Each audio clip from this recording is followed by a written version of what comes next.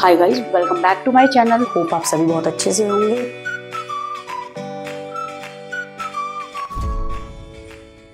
Hi students, a very warm welcome to my channel. Hope आप सभी बहुत अच्छे से होंगे। बेटा, आज की वीडियो क्लास 12th के स्टूडेंट्स के लिए। आज मैं आप लोगों को बहुत इंपॉर्टेंट टॉपिक करवाने वाली हूँ, जो कि है एडीएएस अप्रोच। और बोर्ड एग्जाम में 6 मार्क्स की या तो SI approach, that is saving और इन्वेस्टमेंट अप्रोच, या एग्रीगेट डिमांड या एग्रीगेट सप्लाई अप्रोच जरूर पूछी जाती है। तो बच्चा, आज मैं आप सबको ये कराने वाली हूँ। और आज हम टॉपिक के अंदर सिर्फ एडीएस अप्रोच करेंगे, ताकि आप लोग अच्छे से पढ़ाई कर सको और अच्छे से इसको समझ सको। आपको बहुत ईजी लैंग्वेज में समझाऊंगी। आप वीडियो को एंड तक बेटा जरूर देखना और अपने फ्रेंड्स के साथ भी जरूर शेयर करना। आज हम एग्रीगेट डिमांड एग्रीगेट सप्लाई का पार्ट सेकंड करने वाले हैं। होपफुली पार्ट फर्स्ट आपने पढ़ लिया हो। बेटा, साथ साथ पढ़ते रहना, क्योंकि इसका वेटेज 12 मार्क्स का है, ताकि आपको ये चैप्टर बहुत अच्छे से समझ में आ जाए। चलिए फिर हम एडीएस अप्रोच पढ़ेंगे आज। देखो बेटा, एडीएस अप्रोच कराने से पहले कुछ आपको अपनी लैंग्वेज में बताऊंगी एडीएस अप्रोच क्या होती है। बहुत ध्यान से समझना आप लोग। देखिए बच्चा, हमारी इकोनॉमी में there are 2 method of finding equilibrium point.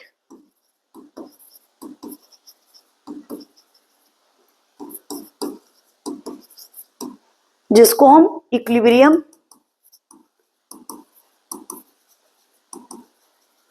Level of income भी बोलते हैं, या फिर आउटपुट भी बोलते हैं। अब आउटपुट इसलिए बोलते हैं क्योंकि इनकम को डिनोट करते हैं वाई से, और आउटपुट होता है हमारा एएस। ठीक है बेटा, तो वाई इज इक्वल टू हमेशा एएस होता है। ठीक है बच्चा, ठीक है। इसको बाद में और अच्छे से आपको एक्सप्लेन भी करूंगी ये क्या चीज है जो मैं बोल रही हूँ। अब एक फॉर्मूला होता है हमारा एडीएस अप्रोच करने जा रहे हैं, तो बस इतना याद रखना।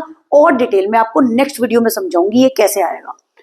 हमेशा याद रखिएगा, इक्विलिब्रियम निकालने के 2 अप्रोच होती है हमारी इकोनॉमी में। There are 2 approaches to find out equilibrium point, that is ADS approach and next is SI approach. ठीक है बच्चा, एसआई अप्रोच को बोला जाता है, याद रखिएगा, सेविंग एंड इन्वेस्टमेंट अप्रोच। और बेटा एक बात याद रखिएगा, एडी की फुल फॉर्म होती है एग्रीगेट डिमांड, एएस की फुल फॉर्म होती है एग्रीगेट सप्लाई। ठीक है मैम, समझ में आ गई। अब एक बात ध्यान से सुनना, बोर्ड एग्जाम में अगर आपको ये क्वेश्चन लिखने के लिए आ जाता है, एक्सप्लेन कीन्स थ्योरी।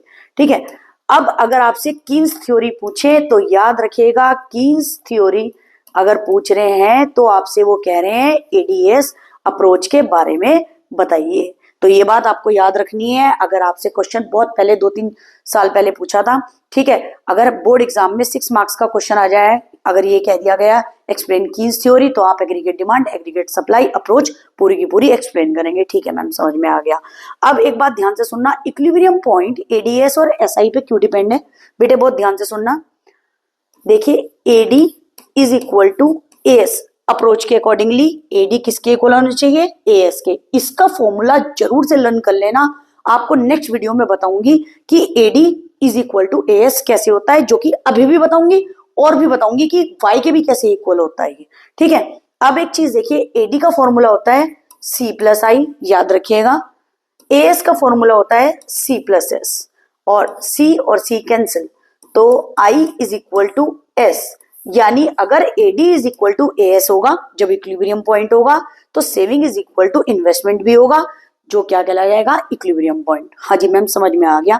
इसीलिए इक्विलिब्रियम पॉइंट देखना कब आएगा, 2 अप्रोचेस पे डिपेंड है हमारी इकोनॉमी में, that is aggregate demand aggregate supply approach, और दूसरा है हमारा SI approach, that is saving and investment approach. तो याद रखिए, there are 2 method of finding out the equilibrium point in an economy. ठीक है, अब इक्विलिब्रियम पॉइंट कैसे फाइंड आउट करेंगे, बाय एडीएस अप्रोच और एसआई अप्रोच। हाँ जी मैम, अच्छे से समझ में आ गया। और ये आपको बता भी दिया, AD is equal to AS होगा, S is equal to I होगा तो वो क्या कहलाया जाएगा, इक्विलिब्रियम पॉइंट। और लास्ट वीडियो में आपको एग्रीगेट डिमांड की डेफिनेशन अच्छे से बता दी गई थी, एक बार आप फिर देख लीजिए। आपको एग्जाम में क्वेश्चन इस तरह से पूछ लिया जा सकता है, how equilibrium level of income and employment, बहुत ध्यान से देखिएगा, how equilibrium level of income and employment is determined with the help of aggregate demand, aggregate supply, aggregate demand and aggregate supply approach। और याद रखिएगा ADAS अप्रोच को हम क्या बोलते हैं, C+I कर्व अप्रोच भी बोलते हैं। याद रखना, C stand for consumption, I stand for investment, C+I curve approach भी अगर आपसे पूछी जाए तो वो क्या होती है, ADAS अप्रोच। जी मैम समझ में आ गया। तो ये बोल रहे हैं how equilibrium level of income and employment, याद रखिए, इज डिटरमाइंड, ध्यान से सुनना, how equilibrium level of income and employment is determined कौन सी अप्रोच के साथ, एग्रीगेट डिमांड और एग्रीगेट सप्लाई अप्रोच के साथ। इस अप्रोच को हम C+I कर्व अप्रोच भी बोलते हैं। ठीक है मैम समझ में आ गया। अब यहाँ पर या तो आप वॉटसन लिख लेना, लेकिन मैं कहूंगी आप कीन्स लिखना, क्योंकि ये कीन्स थ्योरी ही है। ठीक है, तो एग्रीगेट डिमांड क्या होगा, according to Keynes it refers to total demand for all goods and services produced in an economy during the period of 1 year. देखिए एग्रीगेट का मतलब होता है total, that means total demand. तो ये बात बोल रहे हैं अकॉर्डिंग टू कीन्स आपका एग्रीगेट डिमांड क्या होता है, टोटल डिमांड किसकी, गुड्स एंड सर्विसेज की, for all goods and services जो हमारी इकोनॉमी में प्रोड्यूस्ड हो रहे हैं एक साल के अंदर, उनकी टोटल डिमांड लोगों की कितनी आई है, उसको बोला जाता है एग्रीगेट डिमांड। एग्रीगेट का मतलब टोटल। जी मैम समझ में आ गया। अब आ गई एग्रीगेट सप्लाई। यहाँ पे भी एग्रीगेट का मतलब क्या है, टोटल। ठीक है बेटा, पहले तो हम टोटल डिमांड की बात कर रहे थे, अब बात करेंगे क्या, अकॉर्डिंग टू कीन्स। याद रखिएगा आप वॉटसन भी लिख सकते हैं, ठीक है, कीन्स भी, कुछ बुक्स में वॉटसन है, कुछ बुक्स में कीन्स है, लेकिन मैंने आपको जैसे बताया ADAS अप्रोच कीन्स थ्योरी भी बोलते हैं, तो आप ऑथर का नाम अकॉर्डिंग टू कीन्स लिख लेना, वॉटसन भी गलत नहीं है, याद रखिएगा। अब देखिए aggregate supply, it refers to total money value of all goods and services. Money value किसकी, ऑल गुड्स एंड सर्विसेज जितने हमने सप्लाई करें अपनी इकोनॉमी के अंदर एक साल के अंदर। एग्रीगेट डिमांड में प्रोड्यूस कितना हो रहा था, उन सबकी डिमांड। एग्रीगेट सप्लाई के अंदर it refers to total money value, total money value सारे गुड्स एंड सर्विसेज की जिसको हमने सप्लाई करा है इकोनॉमी के अंदर during the period of 1 year, एक साल के अंदर। हाँ जी मैम समझ में आ गया। ठीक है, मनी वैल्यू, टोटल डिमांड, याद रखिएगा total demand for all goods and services जो प्रोड्यूस है इकोनॉमी में एक साल के अंदर, total money value of all goods and services जो सप्लाई करी जा रही है इकोनॉमी में एक साल के अंदर, वो क्या कहलाया जाएगा, एग्रीगेट सप्लाई या टोटल सप्लाई। ठीक है मैम। अब एक बात ध्यान से सुनिएगा बच्चा, in this approach equilibrium level of output that is GDP is achieved when AD is equal to AS। याद रखिएगा ये अप्रोच कब सही होगी, जब AD इज इक्वल टू क्या होगा, AS। ठीक है, आप इसको ऐसे भी समझा सकते हैं और आप इसको पूरा S भी निकाल के I भी निकाल के। अब एक चीज और याद रखिएगा बेटा, हमारी पूरी ADAS अप्रोच, हमारे पूरे इस चैप्टर के अंदर इन्वेस्टमेंट को हम ऑटोनोमस इन्वेस्टमेंट कहते हैं, तो वो हमारी फिक्स्ड ही रहेगी। ठीक है, ये हमारी याद रखिएगा अजम्पशन है, क्योंकि इन्वेस्टमेंट एक बार हो गई, बार बार थोड़ा ना इन्वेस्टमेंट होगी, तो इसको डिजायर्ड इन्वेस्टमेंट बोलते हैं और ये ऑटोनोमस रहती है, ये इसके अंदर हम कोई चेंजेस नहीं करते, ये फिक्स्ड है। ठीक है, अगर 200 है 100 है तो ये फिक्स रहेगी, इसको हम चेंज नहीं करेंगे। ठीक है मैम समझ में आ गई। ठीक है, अब AD का फॉर्मूला होता है, याद है आपको, C+I, और AS का फॉर्मूला होता है C+S, जो हम इक्वल रखते हैं और C और C कट जाते हैं, इसलिए इसके अंदर हमने C भी निकाल के दिखाया हुआ, I भी निकाल के दिखाया हुआ है, S भी निकाल के दिखाया हुआ है। और मेनली ADAS अप्रोच कहाँ फाइनलाइज होगी, जहाँ पे AD is equal to AS है, S is equal to I है। ठीक है बच्चा, अब एक बात ध्यान से सुनना, फिर बताऊंगी, जो हमारा आउटपुट होगा वो ही हमारा AS होगा, ये बात आप याद रखिएगा, जितना हमारा आउटपुट होगा उतना ही हमारा एग्रीगेट सप्लाई सेम होगा। ठीक है, तो जहां हमारा आउटपुट आया, आपको बना के भी दिखा देती हूं एक बार, देखिए बच्चा, जैसे हमारा आउटपुट आया है 0, 200, 400, 600, 800, 1000, तो याद रखिएगा हमारा एग्रीगेट सप्लाई भी उतना ही होगा, दैट मीन्स AS भी हमारा उतना ही होगा, सेम। ये बात याद रखिएगा, जितना हमारा आउटपुट होगा उतना हमारा एग्रीगेट सप्लाई AS होगा, लेकिन हमारा एग्रीगेट डिमांड अलग होगा। याद रखिएगा aggregate demand that is AD हमारा अलग होगा। क्यों मैम? अब एक बात ध्यान से सुनना, किसी पर्सन की income output employment is zero. अगर किसी की इनकम जीरो है तब भी वो कुछ ना कुछ कंज्यूम करेगा, उसकी कुछ ना कुछ एग्रीगेट डिमांड होगी ही होगी। तो याद रखिएगा अगर उसकी कुछ ना कुछ एग्रीगेट डिमांड हुई तो यहाँ पे क्या कर देंगे, जब जीरो थी सपोज करो उसकी एग्रीगेट डिमांड 100 है, ठीक है बेटा। अब उसके बाद क्या होगा, जब उसकी इनकम 200 हुई तो क्या होगा, उसकी डिमांड भी बढ़ जाएगी। जब उसकी इनकम 400 हुई थोड़ी सी डिमांड भी बढ़ गई। जब इसकी इनकम और बढ़ गई डिमांड भी बढ़ गई। फिर और इनकम बढ़ी और डिमांड बढ़ गई, और इनकम बढ़ी डिमांड बढ़ गई। याद रखिएगा जब भी आउटपुट इनकम एम्प्लॉयमेंट तीन चीजों को एक ही बोलते हैं, जीरो हो, कुछ भी इनकम जीरो हो, there will always be some level of demand, ठीक है। तो क्या होगा यहाँ पे 100। जी मैम समझ में आ गया अच्छी तरीके से, ठीक है बच्चा। अब एक बात ध्यान से सुनना, एक चीज देखना, पहले वाले के अंदर क्या चीज हो रहा है अगर आप देख भी रहे हैं, ठीक है। इसके अंदर आप देख रहे हो यहाँ पे ऐसा पॉइंट जहां पे AD is equal to AS हो रहा है। देख लीजिए जहां पे हो रहा हो AD, ये कौन सा वाला है हमारा, ये है हो रहा है मैम जी, ये हो रहा है 200, जहां पे AD इज इक्वल टू क्या हो रहा है बेटा, AS। ठीक है बेटा, ये बात समझ में आई आप लोगों को? जी मैम समझ में आ गई अच्छी तरीके से, ठीक है। चलिए नेक्स्ट पे चलते हैं। नेक्स्ट देखिए, अब मैंने जैसे आपको बताया है, ठीक है, आप खाली भी बना के इसको दिखा सकते हैं एंड देन उसके बाद ग्राफ में शो कर सकते हैं, नहीं तो आप इसको ऐसे भी बना सकते हैं जिसके अंदर हमने इनकम क्या लिया, ध्यान से सुनना, इनकम वही 0, 200, 400, 600, 800, ठीक है, और 1000। AS बिल्कुल हमारा इसका सेम आएगा, ठीक है बेटा। अब एक चीज याद रखिएगा, मैंने आपको बताया when the level of income is zero there will always be some level of consumption, इसलिए हमने 100 ले लिया। 200 बताया आपको, इनकम थोड़ी सी बढ़ी, कंजप्शन भी बढ़ गई, और बढ़ी कंजप्शन और बढ़ गई। 100 से हम क्या कर देंगे, कंजप्शन को बढ़ा देंगे। इन्वेस्टमेंट आपको बताया बीइंग ऑटोनोमस, वो क्या रहेगी, फिक्स्ड, हमने 200 ले ली, ठीक है। अब एक फॉर्मूला होता है याद रखिएगा, y is equal to C plus S। अगर हमें S निकालना है तो हम क्या करेंगे, y माइनस C। हाँ जी मैम समझ में आ गया, y माइनस C। ध्यान से सुनना, किसी की इनकम सपोज करो 1 लाख रुपीज है, उसने कंज्यूम कर दिए 70,000, तो 1 लाख में से 70,000 गए तो क्या है 30,000, बाकी बचे हुए वो सेव करता है तो उसकी सेविंग हो गई 30,000, ठीक है बच्चा। तो सेम ऐसे ही सेविंग कैसे निकालेंगे, इनकम में से कंजप्शन को माइनस कर देंगे। जी मैम समझ में आ गया, इनकम 0 है, -100 करेंगे, -100, 0 -100, साइन माइनस का लगेगा, ठीक है। फिर 200 में से 200 गए 0, 400 में से 300 गए 100, फिर 600 में से 400 गए, क्या बचा 200, ठीक है मैम समझ में आ गया। 800 में से 500 गए 300, 1000 में से 600 गए 400। इन्वेस्टमेंट बीइंग ऑटोनोमस 200 सारा रहेगा, ये हमारी अजम्पशन है, यहाँ पे लिख भी दे रही हूँ याद रखना, ठीक है। इन्वेस्टमेंट हमारी ऑटोनोमस है, फिक्स्ड है। तो अब एक बात ध्यान से सुन लीजिएगा, आई भी हमारा आ गया, ठीक है। अब यहाँ देख रहे हैं आप एक ऐसी सिचुएशन जहां पे S is equal to I आ गया। अब AD का फॉर्मूला आपको बताया था मैंने, क्या होता है C प्लस I। तो AD is equal to C plus I जब करेंगे बेटा तो क्या हो जाएगा, C प्लस I, 100 प्लस 200, ठीक है मैम समझ में आ गया।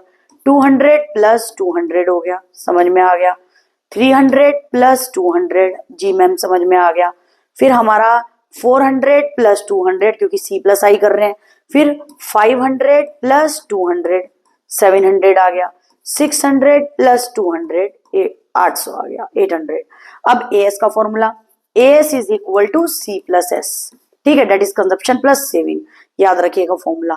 फिर क्या चीज करा हमने, C प्लस S करेंगे तो क्या हो जाएगा 100 प्लस -100, 100 में से क्या कराइए प्लस माइनस माइनस हो जाएगा, आ गया क्या 0। 200 में से हमने करा है C प्लस S है ना बेटा, तो ये हो जाएगा 200 प्लस 0, ठीक है 200 आ गया। 300 प्लस 100 400 आ गया। फिर हमारा आ गया 400 प्लस 200, ठीक है मैम।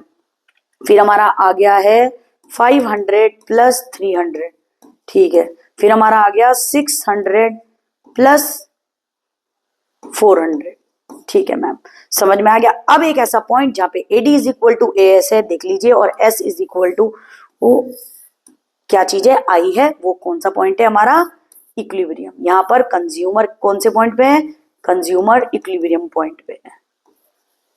समझ आ गया आई होप, ठीक है बेटा। अब एक बात आपको इसके अंदर बहुत अच्छे से समझानी है, इसको रब करूंगी तब आपको तीनों सिचुएशन समझाऊंगी, देखना। आई होप इसका स्क्रीनशॉट लेना है, आप ले लीजिए, अच्छी तरीके से समझ लिया हो आपने तो देखिए कैसे ही निकाला हुआ है, तो इसका स्क्रीनशॉट ले लेना क्योंकि मैं इसको रब कर रही हूँ, आपको अच्छी तरीके से समझाऊंगी एक चीज।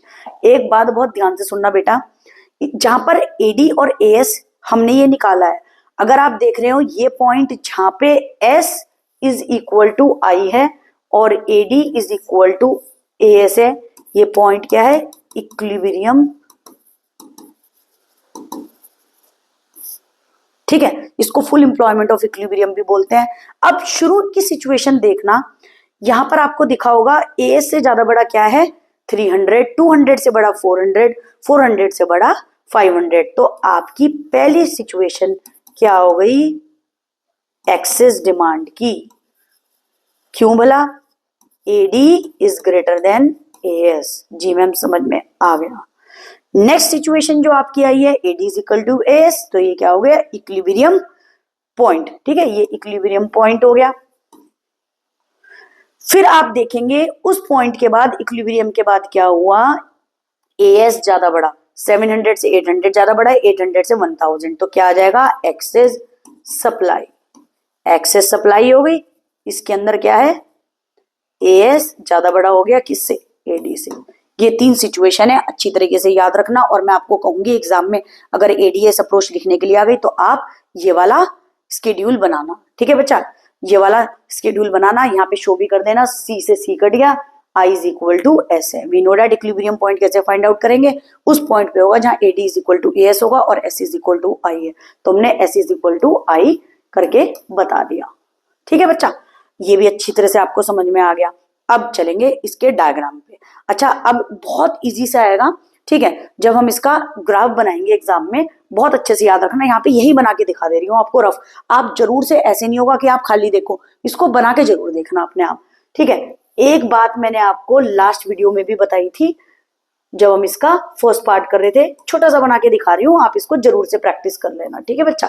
अब एक बात ध्यान से सुनना, हमारा एग्रीगेट सप्लाई तो हमेशा बनता है ओरिजिन से, जी मैम पता है, ठीक है, और ये बनाता है 45 डिग्री का एंगल, ठीक है, और अच्छे से बता देती हूँ क्या बनाता है ये, 45 डिग्री का एंगल, ठीक है, समझ आ गया। अब ऑन दी अदर हैंड एक बात याद रखिएगा, जो हमारा एडी है, हमारा एडी किससे बनता है, एएस से थोड़ा सा ऊपर, ठीक है बच्चा, और जहां ये दोनों पॉइंट कट हो रहे हैं, इंटरसेक्ट हो रहे हैं, इनको बोला जाता है एडी और एएस, उसको बोलते हैं इक्विलिब्रियम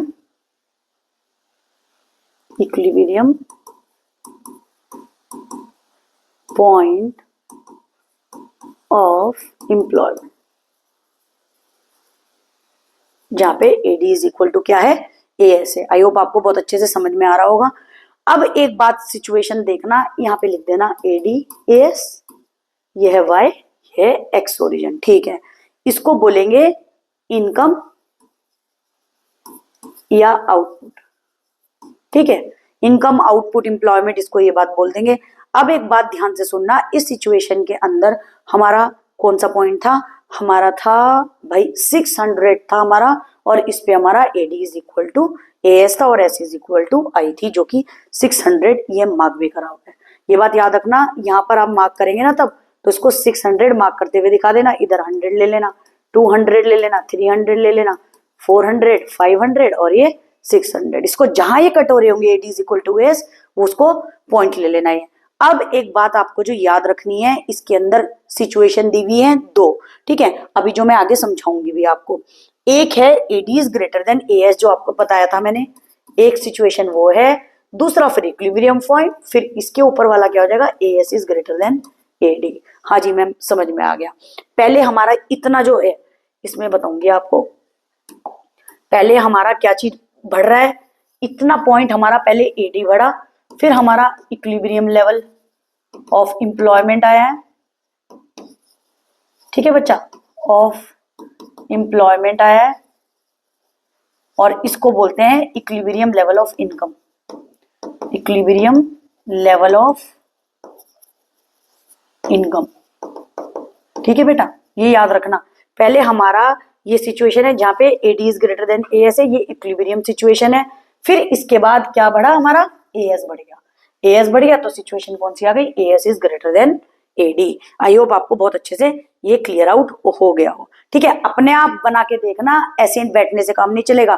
ठीक है, जब ई क्या है, इक्विलिब्रियम ज्वाइंट करेगा तो एडी इज इक्वल टू क्या हो जाएगा, ए। ठीक है, इसको इक्विलिब्रियम पॉइंट, इसको हम ई बोलेंगे। आई होप आपको बहुत अच्छे से समझ आ गया हो। ठीक है बच्चा, नेक्स्ट देखिए।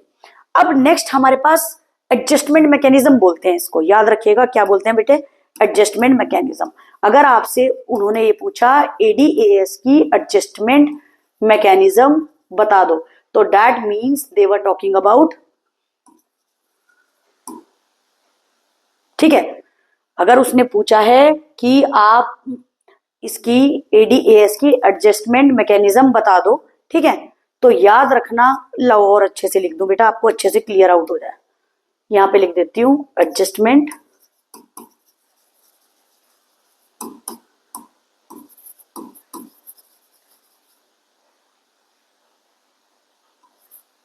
मैकेनिज्म, मैकेनिज्म, ठीक है, मैकेनिज्म। अगर आपसे पूछा उसने एडजस्टमेंट मैकेनिज्म बताओ, तो याद रखना इसकी दो सिचुएशन है, एक तो इक्विलिब्रियम पॉइंट है, एक है आपका AD is greater than AS और दूसरा AS is greater than AD.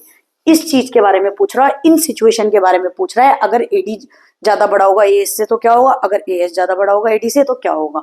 देखिए, what changes are to be made, बहुत ध्यान से देखना, what changes are to be made to reach equilibrium level of income when the level of AD is greater than AS. अब ये पूछ रहा है, एक ऐसी सिचुएशन है जहां पे AD is greater than AS है, तो आप इकोनॉमी के अंदर AD is equal to AS लाने के लिए, क्योंकि इक्विलिब्रियम पॉइंट की दो है, अगर डिमांड ज्यादा बड़ी हुई तो भी सिचुएशन ठीक नहीं है, अगर सप्लाई ज्यादा बड़ी हुई तो भी सिचुएशन ठीक नहीं है। सिचुएशन तो वहां ठीक होती है जहां पे AD is equal to AS है। उस केस में हम क्या करेंगे, when the level of AD is greater than the level of AS then C plus I lies above 45 degree line. ये हमें पता ही है, ये आप देख भी लें, अबव 45 डिग्री लाइन। ठीक है, ये बात याद रखना, क्योंकि एडी क्या होगा, जब एडी की सिचुएशन ज्यादा बड़ी है तो ये 45 डिग्री लाइन के ऊपर एडी आ जाएगा।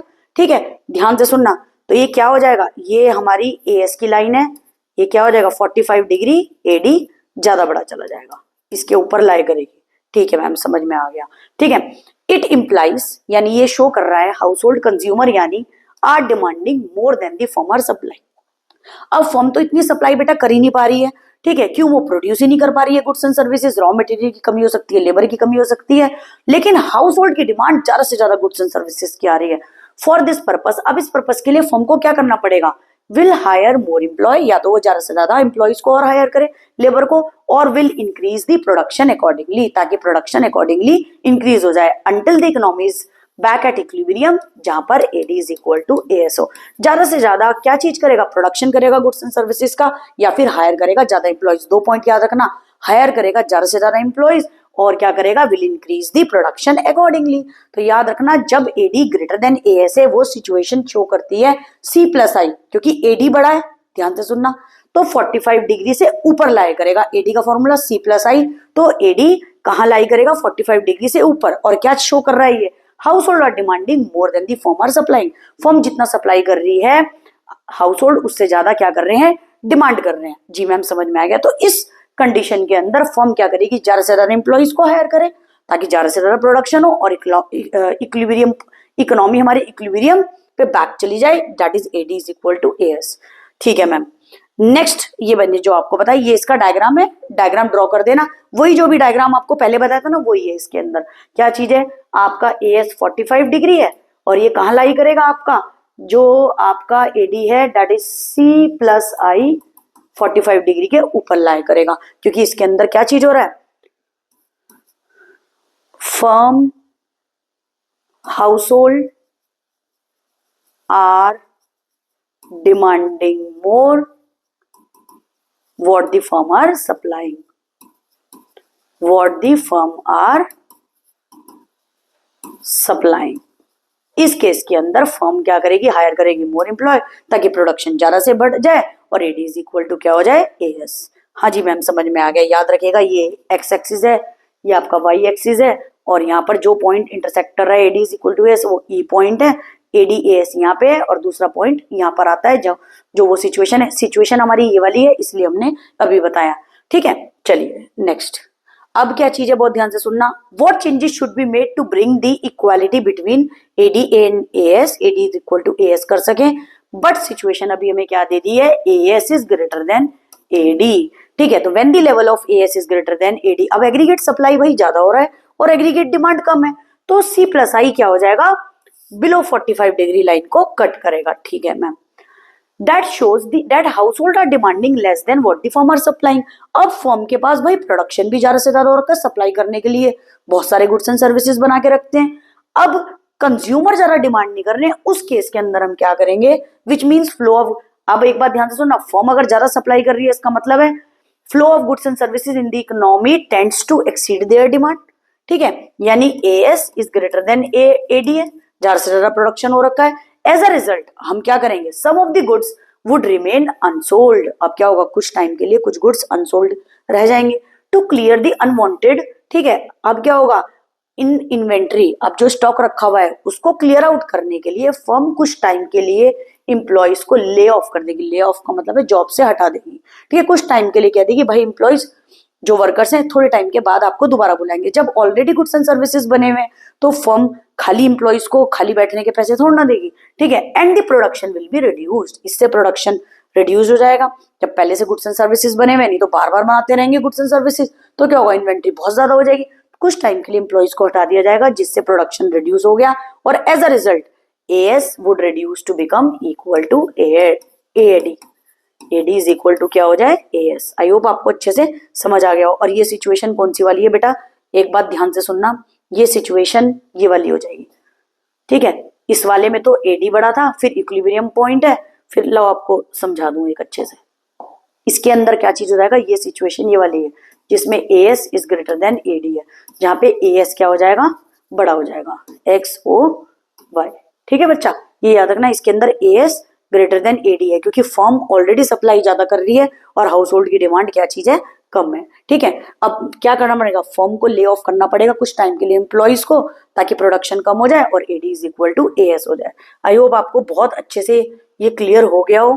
ठीक है, अब मैं आपको नेक्स्ट वीडियो के अंदर SI अप्रोच, नहीं तो SI अप्रोच हम 4th वीडियो में कर लेंगे, कुछ कंसेप्ट समझाऊंगी ताकि अच्छे से आपको क्लियर हो जाए। आई होप AD और AS अप्रोच बहुत अच्छे से समझ आ गई होगी। एक बात और याद रखना, इसको किन्स थ्योरी भी बोलते हैं। और एडजस्टमेंट मैकेनिज्म के बारे में सिर्फ पूछे तो आपको 2 सिचुएशन समझानी है, AD is greater then AS और AS is greater than AD। तो इस सिचुएशन में क्या होगा, आपको बहुत अच्छे से समझा दिया, दोनों में डायग्राम बना देना। एंड में इसमें डायग्राम नहीं था मैंने, लेकिन आपको समझा दिया है कैसे बनाना है, कर लेना, अच्छी तरीके से समझा भी दिया है। ठीक है, बैक वाले डायग्राम से ही आपको समझा दिया है। फ्रेंड्स के साथ शेयर करना। Thank you so much for watching my video.